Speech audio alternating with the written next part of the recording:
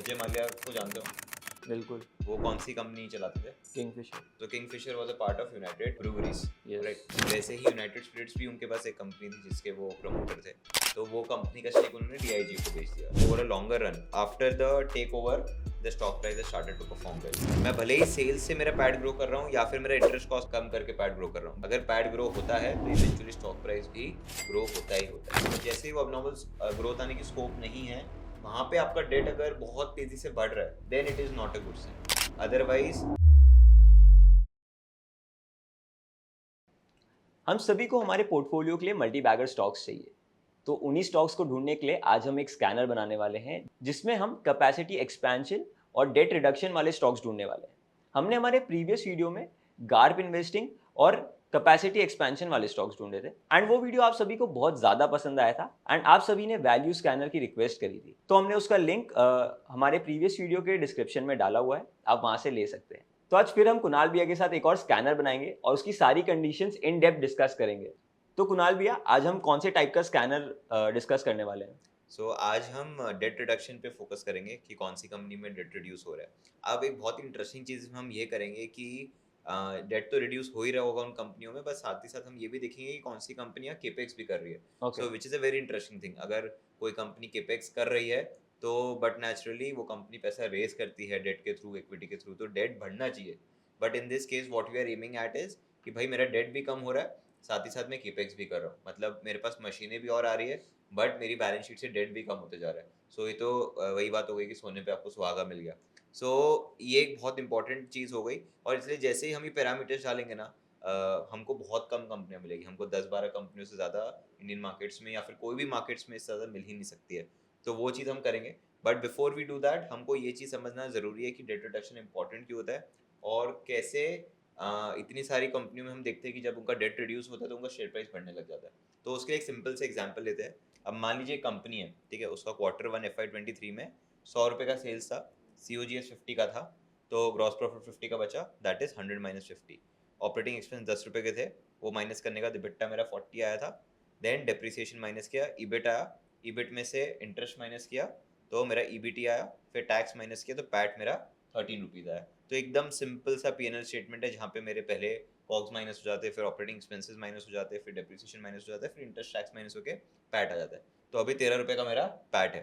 तो अब हम Q1 FY24 पे आते हैं, जहाँ पे हम देखेंगे कंपनी ने अपना डेट जो है वो रिड्यूस कर दिया, ऑलमोस्ट हाफ कर दिया है, तो उस हिसाब से उसका इंटरेस्ट कैलकुलेशन भी होगा। अब सेल्स इस केस में हम इंक्रीज कर रहे हैं 10% से, सो 100 रुपये की सेल्स अब कितनी हो गई? 110। 110 हो गई, ठीक है, तो 10% का चेंज आया है। आपका कॉग्स कितना होगा? कॉग्स वेरिएबल कॉस्ट है, तो बिल्कुल। अगर मेरा सेल्स 10% से ग्रो हो रहा है तो कॉग्स में बेसिकली मेरा रॉ मटेरियल ये सारी चीज़ें आती है, तो वो भी 10% से ग्रो होना चाहिए। तो बिल्कुल। 50 का कितना हो जाना चाहिए वो? 55। 55। तो 110 में से आप 55 माइनस करते हो तो ग्रॉस प्रॉफिट आपका 55 ही आता है। सो यहाँ पे देखो 50% मार्जिन पे ही हम वर्क कर रहे थे पहले भी, यहाँ पे भी हम 50% मार्जिन पे ही वर्क कर रहे हैं। तो अगर आपकी सेल्स 10% इंक्रीज हुई है तो आपका ग्रॉस प्रॉफिट भी 10% से ही इंक्रीज हुआ होगा।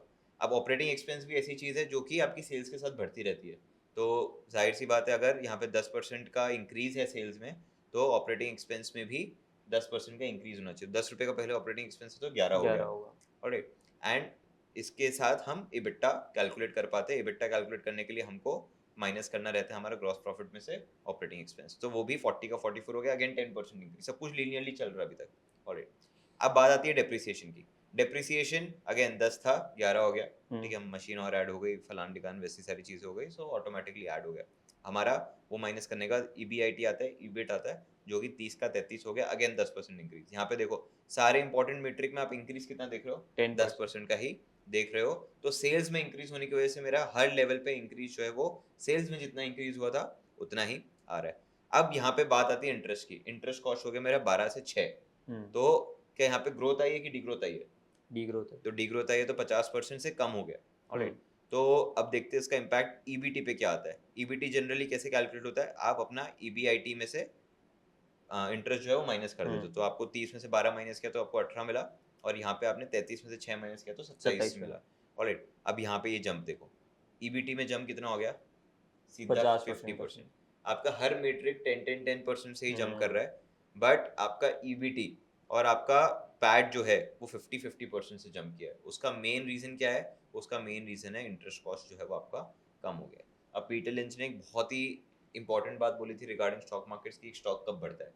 तो स्टॉक एक तभी बढ़ता है जब उसका प्रॉफिट बढ़ता है। तो उन्होंने सिंपल तरीके से कहा कि आप मुझे ऐसा कोई भी एक स्टॉक ला के दे दो जिसका पैट ग्रो हो रहा है बट स्टॉक प्राइस ग्रो नहीं हो रहा है, और it over a consistent period of 4 years 5 years PAT grow हो रहा है बट स्टॉक प्राइस ग्रो नहीं हो रहा है, ऐसा आपको कोई स्टॉक मिलेगा ही नहीं। अगर पैट ग्रो होता है तो इवेंचुअली स्टॉक प्राइस भी ग्रो होता ही होता है। सो इन दिस केस मैं भले ही सेल्स से मेरा पैट ग्रो कर रहा हूँ या फिर मेरा इंटरेस्ट कॉस्ट कम करके पैट ग्रो कर रहा हूँ, बट इंपॉर्टेंट पॉइंट क्या है कि मैं मेरा पैट ग्रो कर पा रहा हूँ, तो वो यहाँ पे हो रहा है। तो ये चीज़ एकदम क्लियर है कि सेल्स इंक्रीज करने से भी पैट ग्रो होता है और इंटरेस्ट कम करने से या फिर खर्चा कम करने से भी पैट ग्रो होता है, और हमको दोनों एक्सेप्टेबल है क्योंकि पैट ग्रो होने से ही मेरा जो कि है प्राइस भी ग्रो हो जाएगा।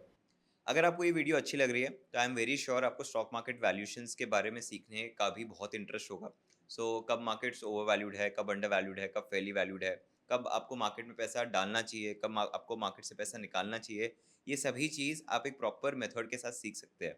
हमने एक कोर्स बनाया है स्टॉक मार्केट वैल्यूएशंस के ऊपर, जहाँ पे हमने सारे इंपॉर्टेंट रेशोज मार्केट के अराउंड कवर किए हैं, चाहे वो पी रेशो हो, पीवी रेशो हो, पेग रेशो हो, केप रेशो हो।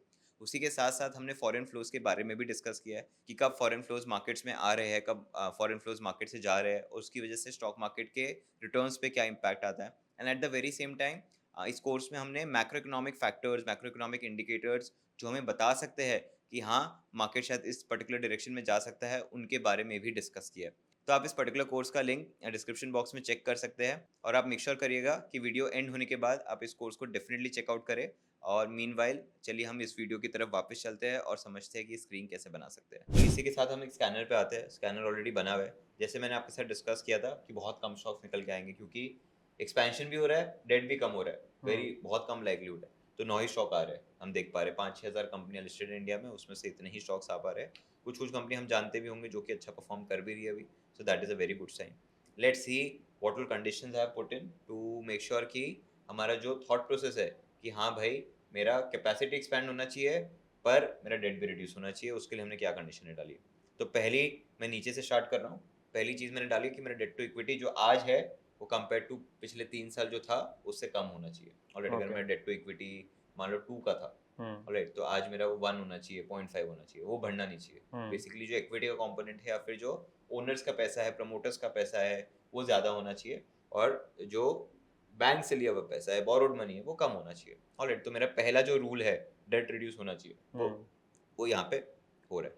देन मैंने मार्केट कैप 400 से 600 करोड़ के बीच में डाला है। अब ये थोड़ा सा सब्जेक्टिव है, यहाँ पे मैंने एम्फेसिस थोड़ा सा स्मॉल कैप कंपनीज पे दिया है। आप ये चाहो तो चेंज भी कर सकते हैं, हम अभी के अभी इसको चेंज करके देखते हैं। इसमें हम कोशिश करते हैं कि हम लार्ज कैप कंपनीज पे चले जाए। ऑलराइट, तो let's just go on large cap companies and see how the result changes. Alright, और कम कंपनी आ गई, 6 ही कंपनी आ रही। ऑलराइट, मार्केट कैप अगर मैं 10,000 करोड़ से ऊपर देखता हूँ, क्योंकि होगा क्या अगर कंपनियां बड़ी है तो ये सारी चीज़ें बड़ी कंपनी में फटाफट आइडेंटिफाई हो जाएगा कि हाँ भाई ऐसा कुछ हो रहा है, तो फटाफट उसका शेयर प्राइस वो सब भी इंक्रीज हो जाएगा। ऑलराइट, मार्केट कैप हमने चेंज किया। फिर अगला कंडीशन हमने जो डाला है that is let's started from the top now, कि जो मेरा कैपिटल वर्क इन प्रोग्रेस है वो मेरा जो नेट ब्लॉक था 3 साल पहले उससे ज़्यादा है। बेसिकली आज मैं जितना कैपिटल एक्सपेंशन कर रहा हूँ वो मेरा 3 साल पहले जितना भी नेट ब्लॉक था, which is basically my value of all my PP, my fixed assets after depreciation, उससे ज़्यादा है। मतलब मैं आज इतना नया चीज़ डाल रहा हूँ जितना कंपेरेटिवली 3 साल पहले डिप्रिशिएट करने के बाद भी नहीं था। तो आज इतना मेरा बड़ा एक्सपेंशन हो रहा है। तो मैं 100 रुपये का मान लीजिए आज एक्सपेंशन कर रहा हूँ, तो 3 साल पहले हो सकता है कि डिप्रिसिएशन के बाद जो मेरा नेट एसेट था वो करीबन करीबन 80 रुपये था या 90 रुपये था। तो इतना एक्सपेंशन हो भी रहा है डेट रिडक्शन के साथ साथ। वो पैसा कहाँ से आ रहा होगा? वो पैसा आपका इक्विटी से आ रहा होगा। क्यों इक्विटी से आ रहा होगा ये हम कह पा रहे हैं? क्योंकि हमने डेट टू इक्विटी का कंडीशन पहले ही डाल दिया था।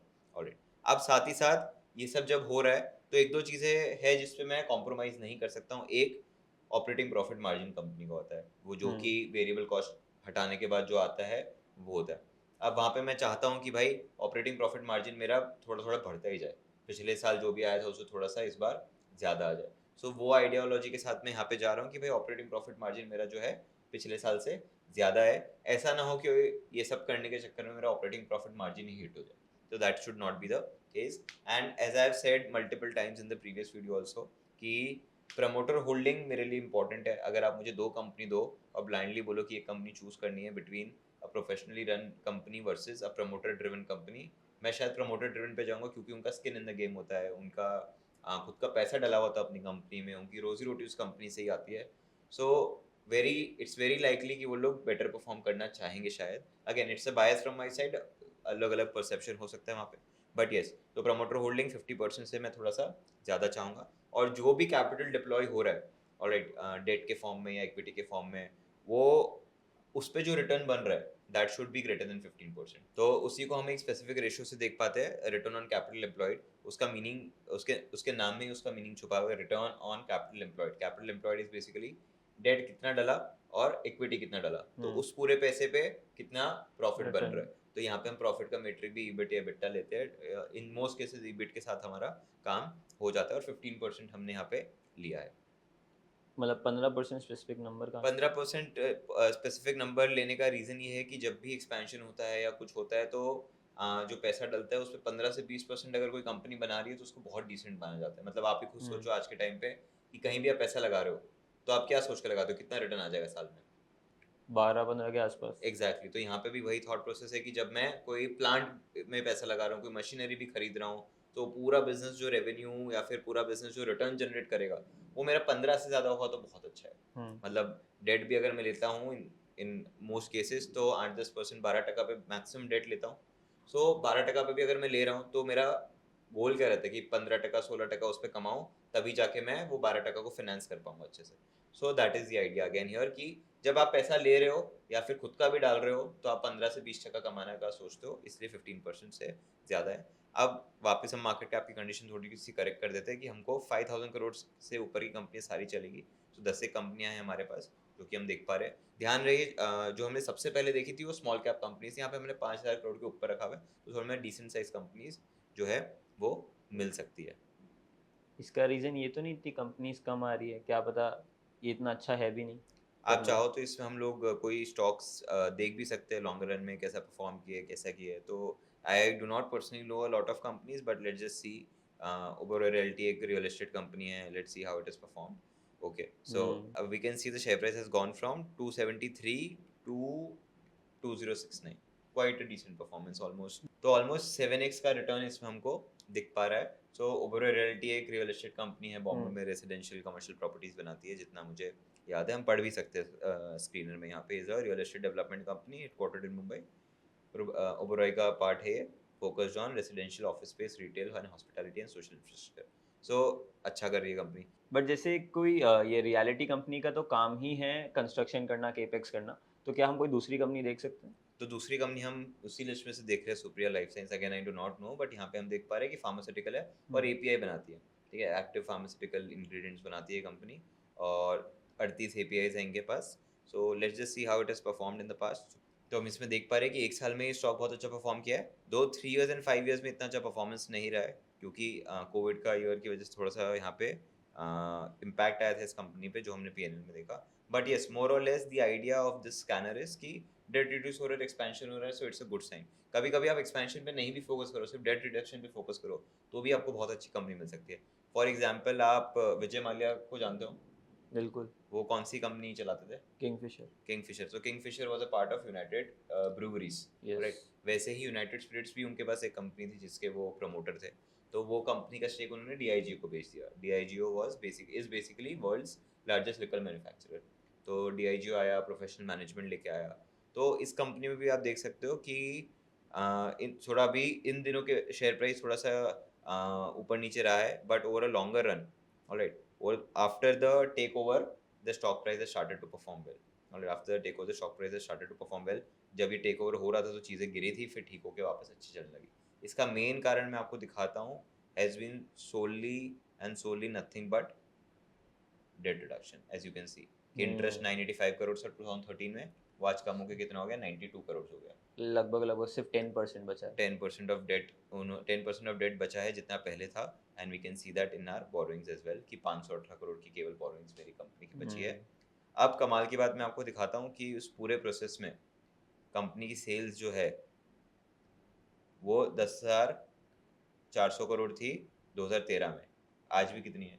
लगभग 10% ऊपर 10% ऊपर, लेकिन स्टॉक प्राइस जो है मेरा वो 10% से तो ज़्यादा ही ऊपर है पिछले 10 साल में। So that I am able to see clearly कि कंपनी ने कहाँ अपनी एफिशिएंसी दिखाई, फाइनेंशियल मैनेजमेंट में। कंपनी अपने फाइनेंसेस को बेटर स्ट्रक्चर कर पाई, देख पा रही थी कि जितना हम सेल्स जनरेट कर रहे हो उतना सेल्स तो हम हमारे ही पैसों से कर लेंगे, हमको कोई डेट की ज़रूरत ही नहीं है।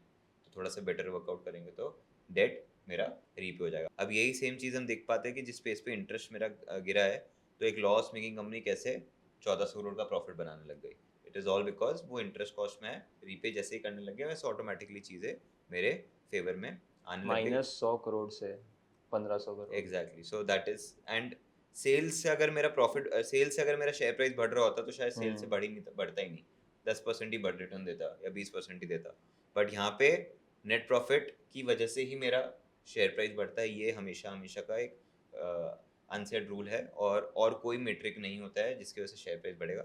हाँ, हर इंडस्ट्री को हम अलग अलग तरीके से देख सकते हैं। फॉर एग्जाम्पल, अगर इस कंपनी को मुझे और डिटेल में पढ़ना होता तो शायद मैं ये पढ़ता कि ये लोग कितने बॉटल सेल करते हैं, या फिर मैं हॉस्पिटल इंडस्ट्री को पढ़ रहा होता तो मैं ये देखता कि कितने उनके बेड्स फुल है, या फिर मैं होटल इंडस्ट्री पढ़ रहा था तो ये देखता कि कितने उनके रूम्स फुल जाते हैं, कितनी ऑक्यूपेंसी रेट पे काम करते हैं। But at the end of the day जितना नेट प्रॉफिट वो लोग बना पाते हैं उतना ही शेयर प्राइस में जो है वो इंक्रीज होता है।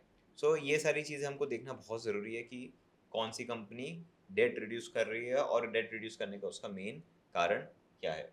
बट कुणाल भैया, डेट कहीं ना कहीं एक बिजनेस को ग्रो करने के लिए बहुत अच्छा रोल प्ले करता है। कई बार हमने वो भी एग्जांपल्स देखे होंगे जहाँ पे थोड़ा सा डेट लेके कंपनी ने बहुत अच्छा मार्जिन जनरेट किया है, कम कैपिटल में बहुत अच्छा रिटर्न बना के दिया है। डेट तो भले ही 8 या 10% या 12% तक में मिल जाता है, बट अगर बिजनेस बहुत अच्छा रेवेन्यू जनरेट कर सकती है, ऑपरेटिंग मार्जिन बहुत हेल्दी है, तो फिर उन्हें डेट लेना चाहिए और करेक्ट, एक्सपैंड करना चाहिए। करेक्ट। तो ये जो आप एग्जाम्पल कह रहे हो वो लगभग लगभग अडानी के एग्जाम्पल से मैच होता है। सो आप देखिए यहाँ पे डेट जो है वो बहुत ही अच्छे पेस पे इनके पास बीच में कम हो गया था, बट अभी अच्छे पेस पे इंक्रीज हो गया है। बोरोइंग्स में भी हम देख सकते हैं कि the debt amount is now adding up to 80,000 crores. So in this case, they are paying an interest of 4150 crores. ये इतना इंटरेस्ट पे कर पा रहे हैं क्योंकि इनके पास यहाँ पे ऑपरेटिंग प्रॉफिटेबिलिटी आ रही है। अदरवाइज वो ऑपरेटिंग प्रॉफिटेबिलिटी नहीं आती तो ये डेट का इंटरेस्ट रीपे नहीं होता, लेट अलोन जो प्रिंसिपल अमाउंट है। अब डेट अच्छा होता है टू सम एक्सटेंट, ऑलराइट। जब मेरी इंडस्ट्री बहुत तेज़ ग्रो हो रही होती है तो मुझे कैपिटल का नीड है तो मैंने ले लिया तो चीज़ें अच्छी हो गई। अब इन दिस केस ऑल्सो इन्वेस्टर्स का रिस्क ये है कि मेरा नेट प्रॉफिट कितना है, मेरा नेट प्रॉफिट है 6,000 करोड़ का और मेरे पास डेट है 80,000 करोड़ का। अब मान लेते हैं कुछ ग्रोथ ना आए यहाँ से, तो मुझे लगभग कितने साल लग जाएंगे डेट रीपे करने में सेम नेट प्रॉफिट के साथ? तो इसमें करीब करीब 14 साल लग सकते हैं। एग्जैक्टली 13 to 14 ईयर्स मेरा चला जाएगा डेट को रीपे करने में, प्रिंसिपल अमाउंट। हम्म इंटरेस्ट शायद मैं फिर भी दे रहा हूँ लेकिन प्रिंसिपल अमाउंट रीपे करने में 13-14 ईयर्स लग जाएंगे। So in this cases it becomes risky. कब तक कंपनी सर्वाइव करके अच्छा परफॉर्म करती रहेगी? जब तक इंडस्ट्री का टेलविंड साथ में रहेगा कि इंडस्ट्री ग्रो कर रही है, एक्सपैंड कर रही है। सो इन केसेस जहाँ पे इंडस्ट्री बहुत तेजी से ग्रो कर रहा है वहाँ डेट थोड़ा सा अच्छा हो सकता है। But in cases like USL या फिर डीआईओ जो ऑलरेडी एक कंपनी, एक एस्टैब्लिश कंपनी बन चुकी है जिसका ऑलरेडी मार्केट शेयर है एस्टैब्लिश्ड कंट्री में, अब उसके पास अब नॉर्मल ग्रोथ आने की स्कोप नहीं है। तो जैसे ही वो अब नॉर्मल ग्रोथ आने की स्कोप नहीं है, वहाँ पे आपका डेट अगर बहुत तेजी से बढ़ रहा है या फिर डेट में आप 10% 20% इंक्रीज कर रहे हो every year, then it is not a good sign. Then you need to see कि आपका मैनेजमेंट कैसा है, आपका फाइनेंशियल प्लानिंग कैसा है, all those things come into picture. Otherwise debt for companies which have a good tailwind that will tend to do better. तो कुणाल भैया, इससे तो काफ़ी सारे इंटरेस्टिंग स्टॉक्स निकल के आ रहे हैं एंड उन स्टॉक्स ने काफ़ी अच्छी रैली भी दी है। बट अगर किसी को ये और ज़्यादा सीखना हो, इन डेप्थ सीखना हो, आपसे सीखना हो तो एक और चीज़ इसमें है कि लोग जो हमसे बार बार पूछते रहते हैं दैट इज़ अराउंड वैल्यूएशंस की वैल्यूएशंस कैसे देखे, कैसे पढ़े, पी रेशो कैसे देखे, केप रेशो कैसे देखे। तो बहुत अलग अलग तरीके के रेशोज है जो देख सकते हैं। तो उसमें एक अच्छी बात यह है कि हम नया कंटेंट तो यहाँ पे बनाते ही रहेंगे, साथ ही साथ हमने तो अपसर्च पे ही हमने एक स्टॉक मार्केट वैल्यूएशंस के अराउंड एक कोर्स बनाया जो कि इंटरमीडिएट टू एडवांस लेवल है, जहाँ पे वैल्यूएशंस कैसे वर्क करते हैं, कौन सा रेशो कब देखना चाहिए, क्या होता है, वो सब कुछ कवर किया हुआ है। सो यहाँ पे इकोनॉमिक फैक्टर्स से लेके मैक्रो इकोनॉमिक कंडीशन से लेके फॉरेन फ्लोज कैसे पढ़ने चाहिए, या फिर पी रेशो, केप रेशो, ये सब ओवरऑल मार्केट पे कैसे स्टडी करना चाहिए, सब कुछ कवर किया हुआ है। तो ये एक चीज़ है जहाँ पे लोग वैल्यूएशंस के बारे में और डिटेल में पढ़ सकते हैं और जान सकते हैं। सो स्क्रीनर वाला पार्ट तो हम यहाँ पे कवर करते ही जाएंगे। साथ ही साथ वैल्यूएशंस किसी को पढ़ना स्टार्ट करना है तो अपसर्च को यूज़ करना स्टार्ट कर सकता है। तो कुणाल भी, अब तक हमने लगभग 3 से 4 स्क्रीन्स बना दिए है और एक और स्कैनर का तो हमने लिंक भी दे दिया है। तो क्या हम ऐसे ही वीडियोस बनाते रहेंगे? बिल्कुल, तो हम जब ये फ़िल्टर्स या फिर ये कंडीशंस जब बनाते हैं तो थोड़ा-सा इन डेप्थ इसको स्टडी करते हैं कि ये कितना सेंस बना रही है, कितना सेंस नहीं बना रही है। ऐसे ही हम किसी को कोई भी रैंडम फ़िल्टर डाल के नहीं देना चाहते कि हाँ भाई आरओई इतना, आरओसी इतना। So that is why we are taking time. But हम एक चीज़ प्रॉमिस कर सकते हैं हमारे ऑडियंस को कि हम ऐसे 5 वीडियोज़ बहुत ईज़िली उनके लिए बना सकते हैं, जहाँ पे हम अलग-अलग तरह की स्क्रीन्स बनाएँगे। बहुत सारी ऐसी बुक्स लिखी गई है जहाँ पे स्टॉक्स कैसे आइडेंटिफ़ाई कर सकते हो उसके बारे में लिखा गया है। तो उनकी भी स्क्रीन्स बन पाती है। So something around that will try to curate. हम इतना इजी नहीं बनाते हमारी ऑडियंस के लिए। हम इनसे रिक्वेस्ट करते हैं कि हमारे कमेंट सेक्शन में स्क्रीन वर्ड लिखिए ताकि हम आपके लिए ऐसे ही वीडियोस लाते रहें। आई होप आप सभी को ये वीडियो पसंद आया होगा।